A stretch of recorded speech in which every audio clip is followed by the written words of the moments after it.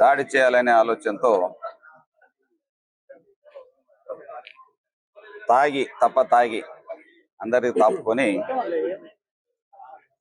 నా ఆఫీస్ పైన దాడి చేయాలని ప్రయత్నం చేయడం జరిగింది. దానికి పోలీసులు అడ్డుకొని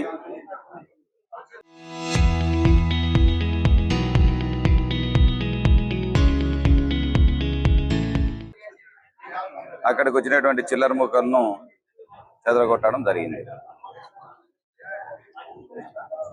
బుడ్డా రాజశేఖర రెడ్డికి ఒకటే ఛాలెంజ్ చేస్తా ఉన్నా.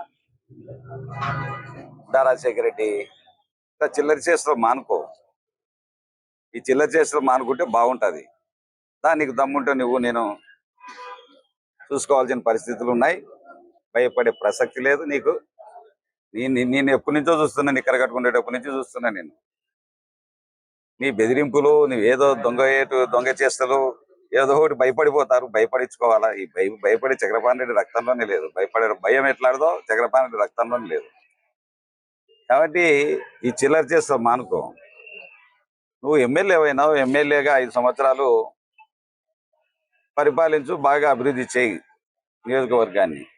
నీకు అభివృద్ధి చేతగాక నీకు జనాలు వచ్చే పరిస్థితులు లేక పట్టపగలే ఉదయాన్నించి తాగుతూ ఈ మధ్యకాలంలో అటవీ అధికారుల పైన దాడి చేయడం, అదేవిధంగా చెక్ పోస్ట్ టోల్ గేట్లో ఉన్నటువంటి వారిని దాడి చేసి ఎత్తుకుపోవడం, వైశ్యులను ఎప్పుడో నాకు సపోర్ట్ చేసినారని చెప్పి ఎలక్షన్ల తర్వాత వైశ్యులు పాపం నోరు లేనటువంటి వైశ్యులను మనుషులను పెట్టి కొట్టించడం, అదేవిధంగా తన వెంట తిరుగుతున్నటువంటి అనుమాయులను కూడా తప్పతాగి వాళ్ళను కొట్టి హింసించి హాస్పిటల్లో పట్టి హాస్పిటల్లో తనే చూపించడం, ఈ విధంగా పోయిన వాళ్ళని అందరినీ తిడుతూ దుర్భాషలాడుతూ చాలా కాలం నుంచి ఎమ్మెల్యే అయిన తర్వాత తలకాయకు మదం ఎక్కి ఇష్టం వచ్చినట్టు ఈ మధ్య పతించడం జరుగుతూ ఉంది. సరే, నీ వాళ్ళు నీ ఇష్టం అంతవరకే, కానీ ఎవరు భయపడేది అనేది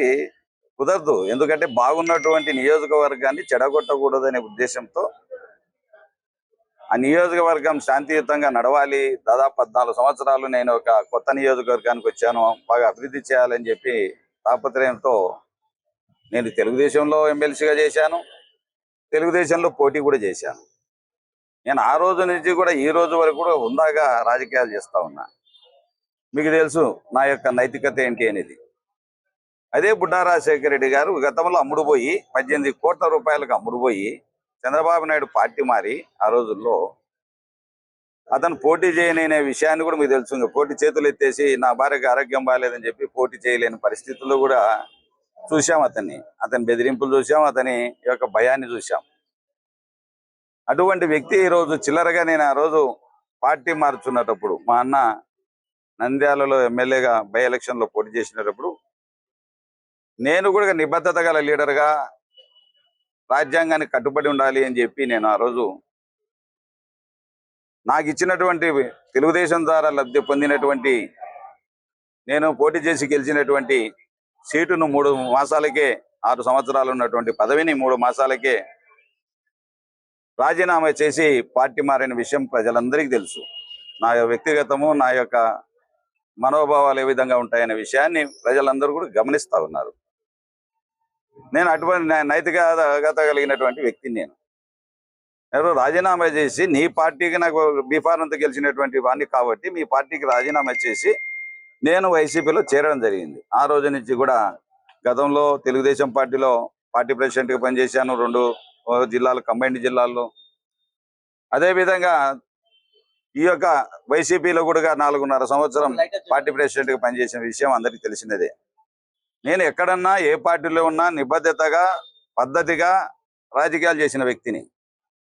చిల్లరగా నీలాగా రాజకీయాలు చేయలేదు.